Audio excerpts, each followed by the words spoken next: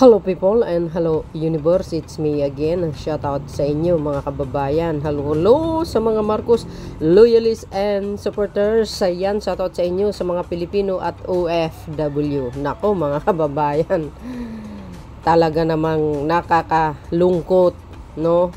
Nakakasama ng loob.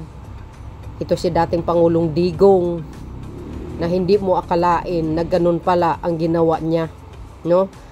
O, kung natatandaan nyo guys, yung hearing, yung issue tungkol dito sa tatlong Chinese na pinatay, na alam natin na kung sino ang totoong mastermind.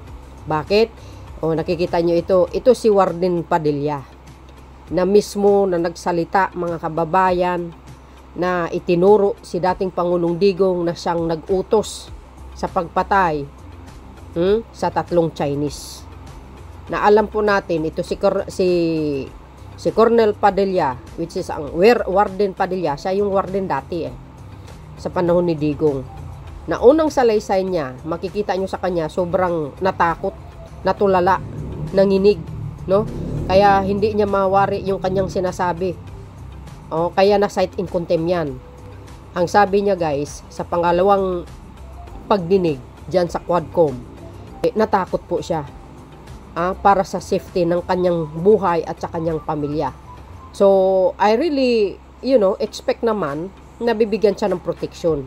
Dahil, siyempre, mabigat na tao din itong itinuro niya no? Sabi nga ng ibang nagko-comment, 2 pong mastermind ang itinuro. Yan po itong babae na ito na naka-blazer na white na si Colonel Garma, na malapit ito kay dating Pangulong Digong, mga kababayan, at General Manager ng PCSO. Correct me if I'm wrong. Nako, matindi ito guys Panoorin nyo yung part 2. Dahil i-upload natin ng buo para ma-inform ang taong bayan kung bakit nawala ang bilyon-bilyon na pera ng PCSO. Ayan po ay isiniwalat ni Congressman Daniel Fernandez. Matindi ito. Hanggang dulo, panoorin nyo yung part 2 guys. Ito, 22 minutes lang ito para i-inform ko sa inyo na talagang ito si Warden Padilla na itinuro si dating Pangulong Digong na siya po ang nag-utos. Nako, nakakalungkot lang mga kababayan, kasi ang bawat tao may second chance, no, para mabuhay at magbago. Karapatan ng bawat Pilipino at sino mang tao sa mundo ang magbagong buhay. Dahil sa kanyang war on drugs na yan, sa EJK, maraming inosente ang namatay. Kahit masasabi mo na kahit itaas nila yung kamay nila, pero pinatay na lang sila na parang aso.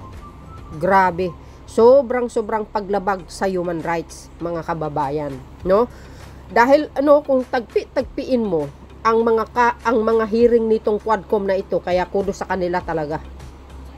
Si Colonel Espinedo na sinasabi niya, yung EJK, may reward system pala yan mga kababayan, na kung bakit involved ang Pugo, dahil yung reward system na yan, yung pambayad sa mga pulis, hindi naman lahat na pulis, no? Pag nakapatay sila ng mga drug lord or mga user, mayroon silang reward na galing ito mismo sa Pugo. Involved yan si Senator De La Rosa at Senator Bongo. Nako, alam nyo yan nung mga in-upload natin. So dahil dito mga kababayan, dito natin makikita nang akala natin magaling ito mamuno si dating Pangulong Digong, yun pala hindi. At binunyag din na protector siya ng illegal na droga sa buong bansa. Nako, talaga naman So dahil dito guys, para kumpleto Ricardo, panoorin nyo. Kayo na po ang bahalang humusga, no? At sa mga DDS, natural, ipagtatanggol nila yan, ang kanilang poon. Mangmang lang talaga mga kababayan ang sumusuporta dito sa dating Pangulong Digong. See you again on my next upload video, part 2. Bye and babus. God bless Philippines. Eto na. Ito pong tanong ko para kay Tata. Tata, para sa inyo po to. Kumusta po kayo? Tata, kumusta po kayo? Maputi naman po, sir. Pwede mong pakilis po yung mo para marinig namin maayos yung salita nyo. Abutin naman po, Your Honor. Thank you. Tata, pwede bang pakisa mo ulit yung number 28, 29 at number 30 ng affidavit mo dated noong August 21 yata? Comsec, can you please give a copy to Tata? Pakibasa mo at para marinig ng ating mga nanonood sa ating bansa at sa ating mga kongresista. 28, 29 po. Opo, 28, 29, and 30. Habang naglalakad kami, papuntang investigation section, tumunog ang cellphone ni Superintendent Padilla. Nakita ko na pinindot ni Superintendent Padilla ang kanyang cellphone. Nadinig ko na sinabi nung tumawag kay Superintendent Padilla, "Congrats, Superintendent Padilla. Job well done." Pero grabe yung ginawang dinuguan. Alam ko na ang kausap ni Superintendent Padilla ay That is number 29 po. Number 29 po ito, no? Sige po, tuloy po. Alam ko na ang kausap ni Superintendent Padilla ay si Presidente Duterte. Dahil pamilyar ang boses niya. Number 30. Pagkatapos ng tawag, sabi ni Superintendent Padilla sa mga kasamahan niya doon, tumawag si Presidente, nag-congrats sa akin. Dahil sa sinabing ito ni Superintendent Padilla, kaya lalo akong napaniwala na ang tumawag sa kanya ay si Presidente Duterte. Salamat, Tata. Ngayon, nandito na po ang ating Colonel Padilla. Colonel Padilla, sa iyong sinumpahang salaysay, maaari niyo po bang basahin ang number 4 at number 6 ng supplemental affidavit mo? Comsec, could you please give him a copy so that he can read? Yes, Your Honor, Mr. Chair. Dito po sa aking affidavit, babasahin ko po, pinapatutuhanan ko ang sinabi ni Tata na nung papunta kami sa investigation section, ay tumunog ang cellphone ko at ito ay sinagot ko. Ang tumawag sa akin ay, ayon sa boses, ay dating President Rodrigo Roa Duterte at sinabing congrats, Superintendent Padilla. Job well done, pero grabe yung ginawang dinuguan. So, Colonel Padilla, ngayon binasa mo yung sa iyong salaysay na number 4 and 6. Ngayon, inaamin mo na ngayon na totoo ang mga sinasabi ni Leopoldo Tan alias Tata na tinawagan ka ni Presidente Duterte pagkatapos patayin ang tatlong Chinese. Colonel Padilla? Yes, Your Honor, as the voice I've heard over the phone. Inaamin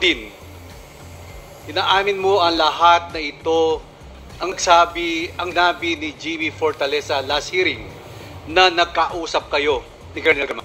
Yes, Your Honor, Mr. Chair.